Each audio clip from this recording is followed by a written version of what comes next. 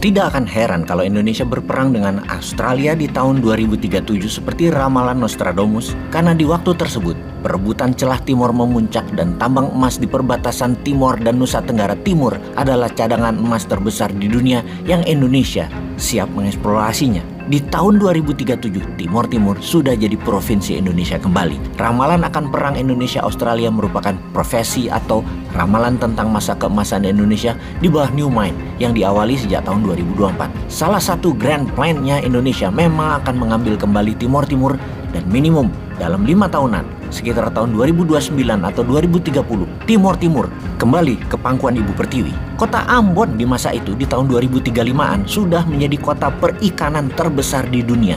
GDP warga Ambon dan sekitarnya sudah $12.000 per kapita atau 3 kali dari kekayaan sekarang.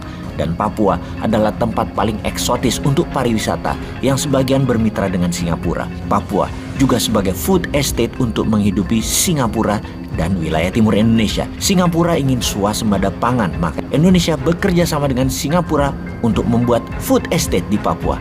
Kawasan ekonomi khusus food ada di sana. Bonus lainnya, Singapura juga membangun pariwisata di Papua dengan kompensasi lainnya, yaitu listrik Singapura ambil dan beli dari PLTN, listrik tenaga nuklir Thorium Indonesia yang dibangun di Pulau Bangka. Uang warga Indonesia di Singapura yang berjumlah 5.000 triliun rupiah pindah ke Batam, di mana hal itu menjadikan Batam adalah sebagai gerbang maritim Indonesia beserta financial hub perluasan wilayah bekerja sama dengan Singapura. Kerjasama dengan Singapura menjadikan Singapura seakan provinsi Indonesia mirip Aceh, mirip Papua, mirip Timur Leste. Indonesia di tahun tersebut sudah menjadi raja ASEAN. Pembangunan ASEAN menggunakan Spice Mineral Road, semacam obornya Tiongkok, tetapi tidak pakai hutang, tidak pinjaman berbunga, namun pakai trading dan transaksi yang adil menggunakan underlying gold. Persis seperti zaman Gajah Mada menyatukan Nusantara, pakai gramasi emas alat tukar emas. 70% transaksi antar negara ASEAN sudah pakai gramasi emas. Di Indonesia sudah dual payment, bisa rupiah, bisa berat emas. Sudah 100%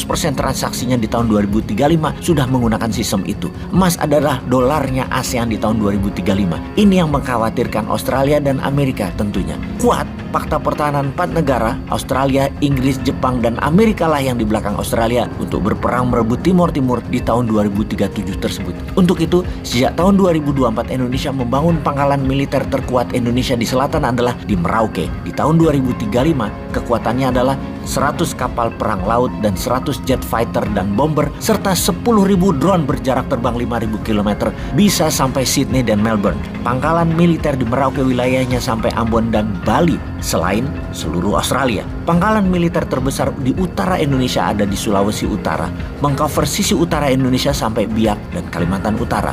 Kemudian pangkalan militer terbesar berikutnya adalah di Pontianak dan Natuna. Berikutnya lagi pangkalan militernya ada di Laut Andaman Aceh. Pusat ekonomi maritimnya di Batam. Semua adalah membuktikan bahwa di tahun 2035 Indonesia adalah the strongest country di Southern Hemisphere, negara terkuat di selatan Khatulistiwa. Tidak ada kapal asing niaga maupun militer yang lewat gratis di selat dan laut Indonesia, juga di alki udara Indonesia. Mutlak kendali Indonesia sampai wilayah stratosfer untuk satelit. Indonesia berdaulat sejak tahun 2024.